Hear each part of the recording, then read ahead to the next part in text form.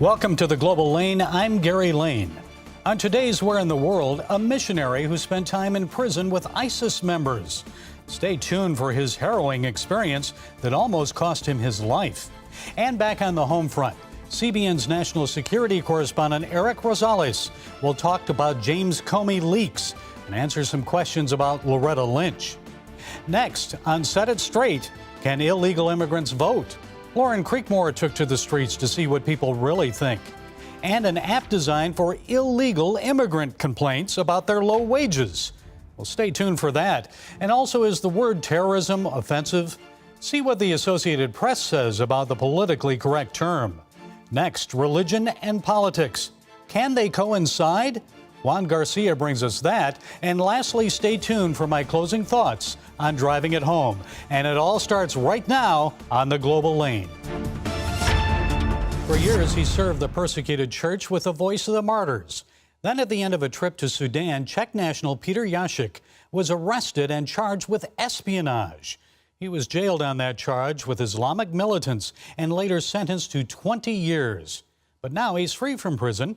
Yashik is revealing some of the details of his harrowing experience. Arrested during a trip to Sudan, missionary Peter Yashik was imprisoned with members of ISIS.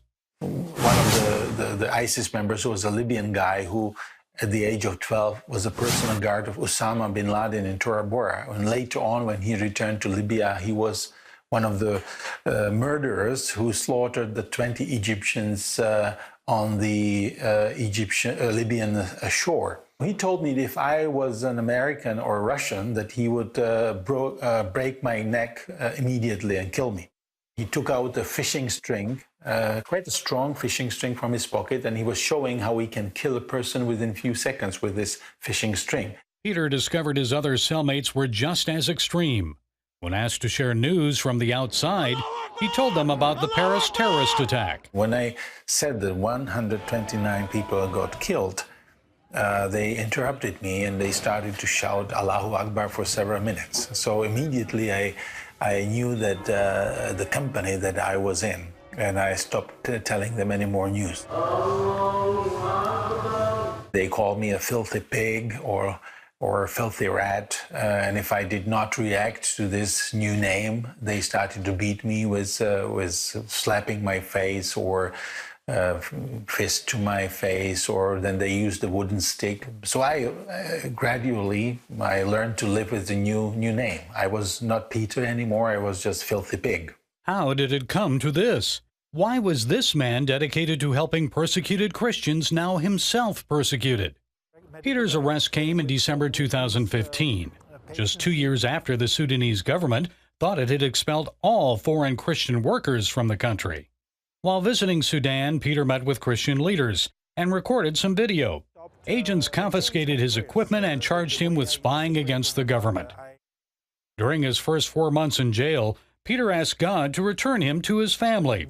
His epiphany came after he led some Eritrean prisoners to Christ. And I suddenly started to realize that there is a purpose, that the Lord has a purpose for me to be in prison, to share the gospel with those people. And I started to be even more courageous to open my mouth and share the gospel also with the Muslims who were in the previous cell with me.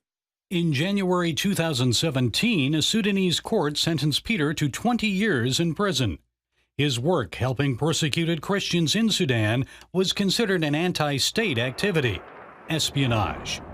I really was considered to be a very dangerous person, and they mentioned that I am an employee of the spy organization called VOM. So actually VOM was a spy organization. Yeah, it's a spy organization. Not a missionary. No, not it's a mission organization. Yeah. The son of a pastor, Peter had experienced persecution before, growing up in communist Czechoslovakia. A wire service bulletin flashes the word to an unbelieving world. Christian oppression intensified in Czechoslovakia after Red Army tanks rolled through Prague in August 1968. Government agents constantly monitored Peter's parents and their Christian activities. They knew that we were receiving Bibles and we were receiving Christian literature, and we were also my parents were distributing that. One day, Peter returned home from school and found his parents missing. They were arrested by secret police and interrogated, and apparently the secret police wanted to know what was going on in our house. And 36 years later, like his parents, Peter was arrested for his Christian activities, only this time at the hands of Islamists, not communists. But God prepared Peter for his prison experience years earlier, when his father gave him a special gift. Without saying much, he brought a book written by Richard Wurmbrand. The name of the book in German was In Gottes Untergrund, which means in God's underground in English. And I was fluent in German at that time already. So he gave me this book and he said, read this book. It will encourage your faith. Peter's father passed at the age of 89, while Peter was in prison. And what do you think, Peter, he would say to you about your time in prison and what you went through if he were still around now and he knew about it? All the details. Yeah, I'm quite sure that he would be proud of me. I'm quite sure, yeah. Peter was freed after spending 14 months in prison. He credits the Czech government for negotiating his release and the prayers and support of Christians around the world. Nearly 500,000 people signed a petition for him, and thousands sent encouraging cards and letters. Peter says he was brought to tears when he heard some Sudanese women near the prison singing Christian praise songs.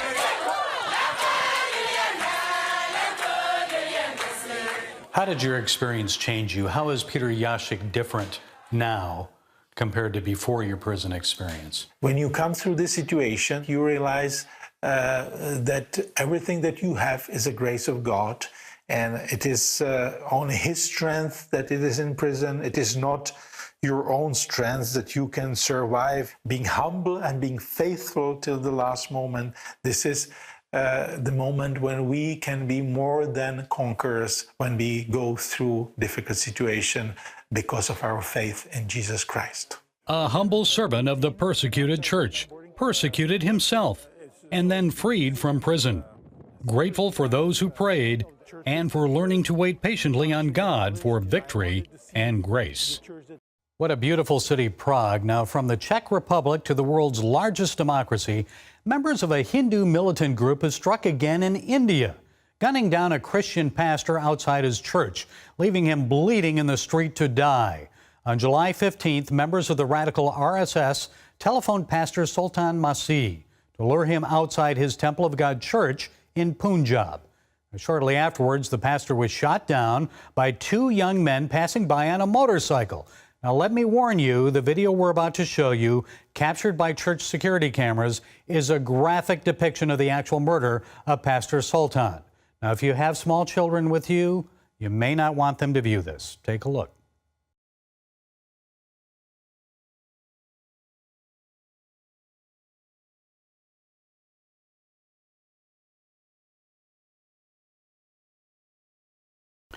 A fellow pastor told police that RSS members had quarreled with Pastor Masih on several occasions. They accused him of converting Hindus to Christianity. Now, the pastor's murder comes just days after President Trump met with India Prime Minister Modi at the White House. Modi was a member of the RSS when he was a teenager. And India Christians say attacks against them have increased in recent years. Modi has done nothing to prevent or even discourage them from happening. Now to the home front.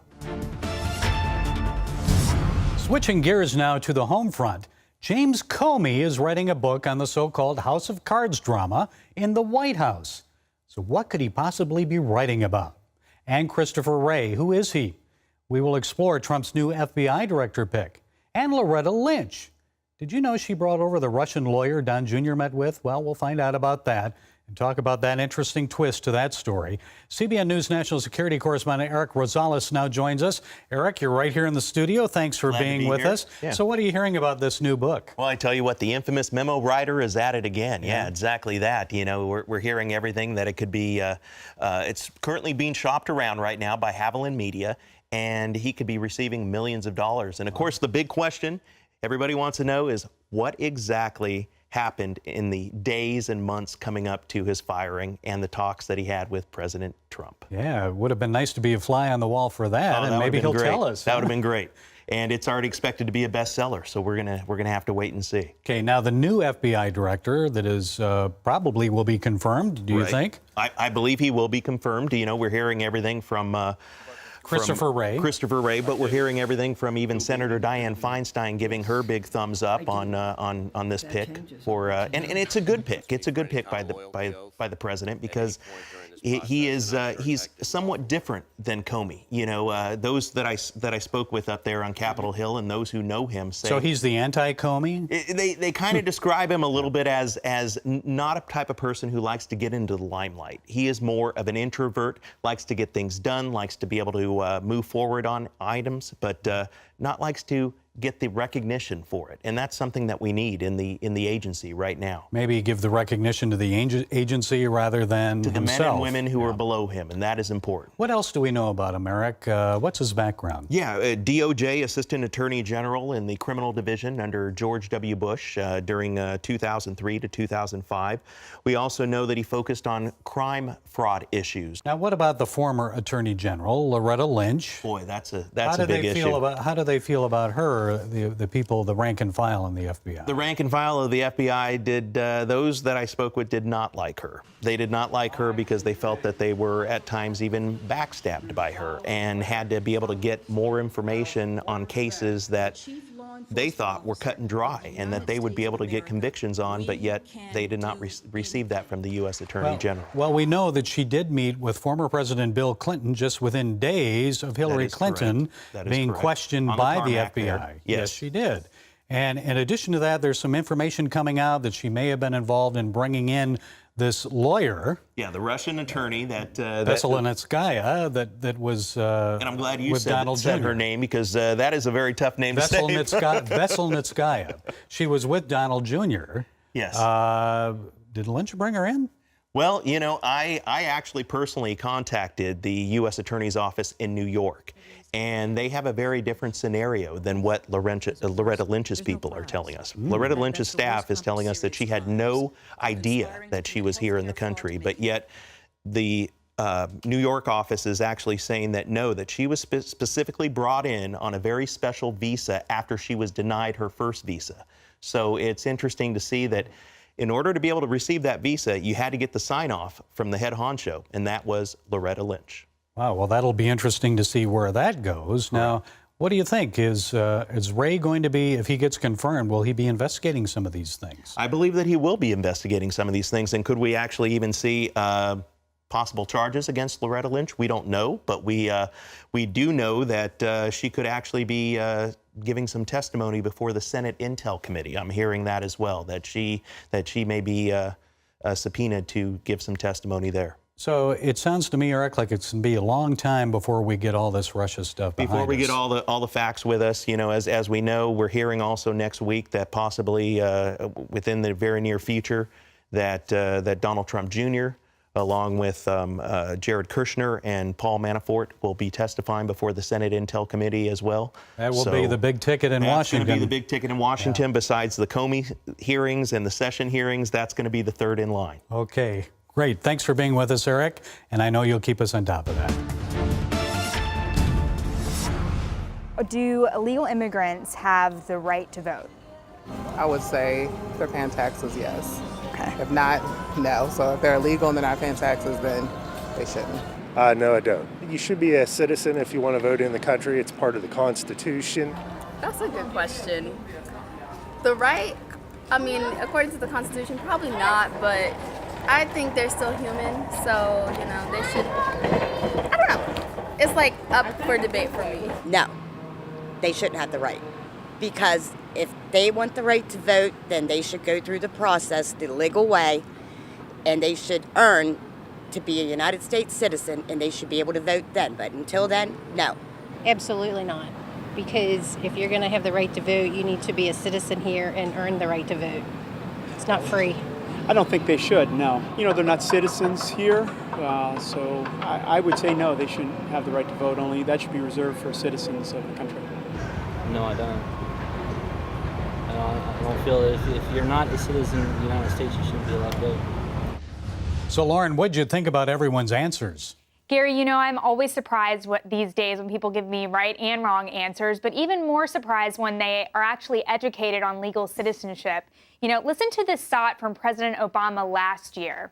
Many of the millennials, dreamers, undocumented citizens, and I call them citizens because they contribute to this country, are fearful of voting. So if I vote, will immigration know where I live? Will they come for my family and deport us? Not true. Okay. And the reason is, first of all, when you vote, you are a citizen yourself, and there is not a situation where the voting rolls somehow are transferred over and people start investigating, et cetera.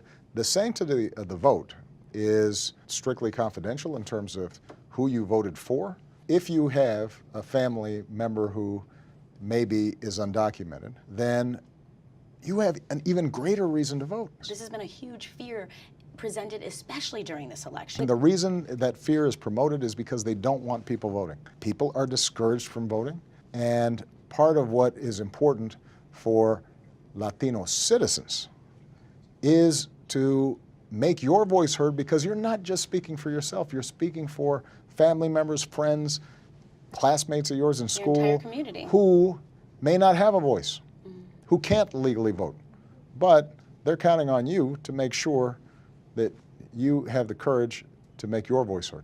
Isn't that pure insanity? How can a president sit in front of someone, a young millennial like that girl, and promote something that is not even legal? The fact of the matter is that citizens of the United States are eligible to vote. Those who are not citizens of the country cannot vote.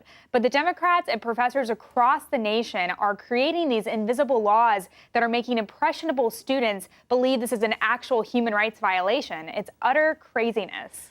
Well, how do we stop this from happening? What do we do about it? You know, I think it starts in the schools, Gary. I think it starts in this presidency with the narrative explicitly stating what illegal immigration is. And this isn't because of a lack of compassion for those who are here illegally, but there has to be a legal process. That's how this country was founded, and it builds a nation. There is no such thing as a borderless nation. That's what defines a country. Okay, Lauren, thank you. I'm sure you'll keep us on top of this one. Thanks, Gary. Thank you. A new app has been developed at Cornell University that helps illegal immigrant day laborers report so-called wage theft and make work complaints. Now, the app is called Journaler, and it offers an alert system that allows workers anonymously to inform each other about bad employers and work sites. I think maybe the definition of illegal and citizen rights is not clear to some at Cornell. And here to discuss this issue is Campus Reform's Nikita Vladimiroff. Tell me, Nikita, what do you think about this? Well, thank you very much for having me on. So the Worker Institute at Cornell University has been developing this app that allows illegal immigrants to file workplace violations against their employers. Of course, the massive irony of all of this is that the key workplace violation, which is hiring illegal immigrants in the first place, is entirely unaddressed by the app creators. So there are many illegal immigrants who are struggling, but is this really a solution to help these people long term? No, this is not a solution at all. And unfortunately, we see this trend at the Leadership Institute's Campus Reform, to where universities around the country continuously try to help illegal immigrants and give them privileges that legal immigrants do not possess. The solution should be to prioritize legal immigration to make it easier to become legal immigrant and discourage illegal immigration.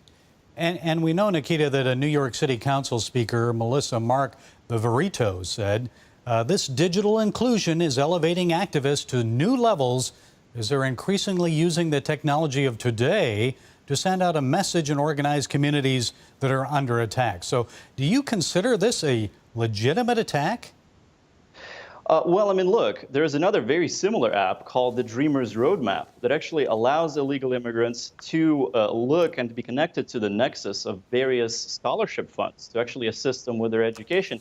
So this is very accurate to say that there is this new age of activism that looks into the digital era and that seeks to assist illegal immigrants through this digital sphere. Now, Nikita, you're from another country. You came to America and you worked extremely hard for what you've earned. What were your initial thoughts when you heard about this new app? Yeah, I mean, look, I came to this country 12 years ago, and I just now became a U.S. citizen in November. So any legal immigrant knows that there is a multitude of paperwork that you have to do through the bureaucratic system here when it comes to legal immigration. But look, my attitude was always that U.S. immigration law must be respected no matter what.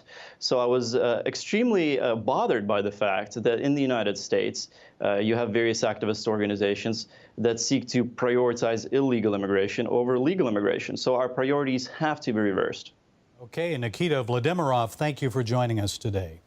Thank you very much for having me. So how do Americans feel about politics and religion? Should they be separate? Juan Garcia took to the streets of the nation's capital to find out.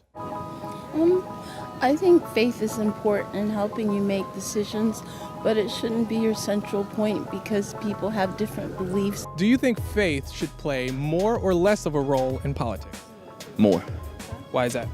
Doesn't matter. Need to be more. That's it. I think it should play zero role when it comes to politics. There's supposed to be a separation between religion and government, and it's kind of important. ¿Tú crees que la religión debe de estar en la política? Does that make sense?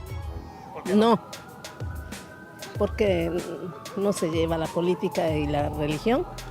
My opinion, more. Why is that? Because that's what this country was founded on. Definitely less of a part. Less, yeah. Why is that? Because not everybody practices the same faith. Status quo seems to be working, right? A little bit of both.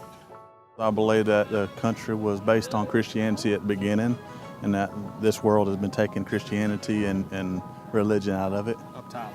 Do you think this nation was rooted or built on Christian principles? I do, yeah, absolutely. No. Now what we really need to do to build a nation is really separate church and state. Do you think that we can be, as a country, politically, I want to say prosperous without morality and religion? I mean, I would like to say yes, but just based on experience and like the past, no. What if I told you that almost half of the signers of the Declaration of Independence held what today would be considered a seminary or Bible school degree? Would that surprise you? Not really. Not really, no. No. Not at all. What if I told you that out of the 27 grievances in the Declaration of Independence, they were all sermons preached from the pulpit prior to that day? Would you believe me as well? Probably. I mean, I don't think we just made that up, so maybe you did. What if I told you that of the 27 grievances in the Declaration of Independence, they were all sermons preached from the pulpit? Would you believe that? Yeah. They were pretty big on religion back then. So, do you guys think this nation was founded on Christian principles? Now I do, yeah. Now I do.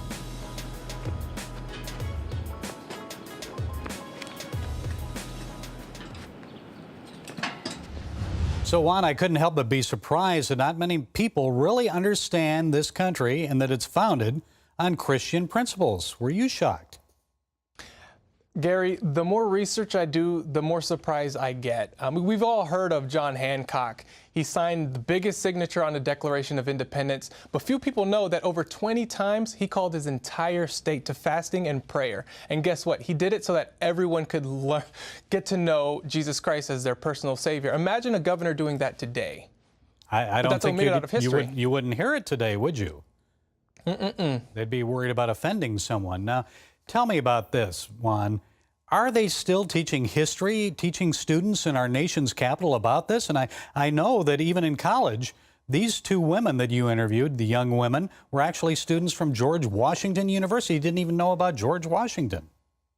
Yeah, it's funny that you mentioned that because when I did quote that to them, they were blank. And I was just like, okay, maybe they never heard of it. But then when they told me that, I was like, this doesn't make any sense, because the line right after that I quoted to them, George Washington specifically says, the person that tries to remove religion and morality from the fabric of this very nation is not a true patriot. And so for an institute that's 2 miles maybe away from the White House, to omit teaching that to their students is really doing a disservice to the people that come to their institute.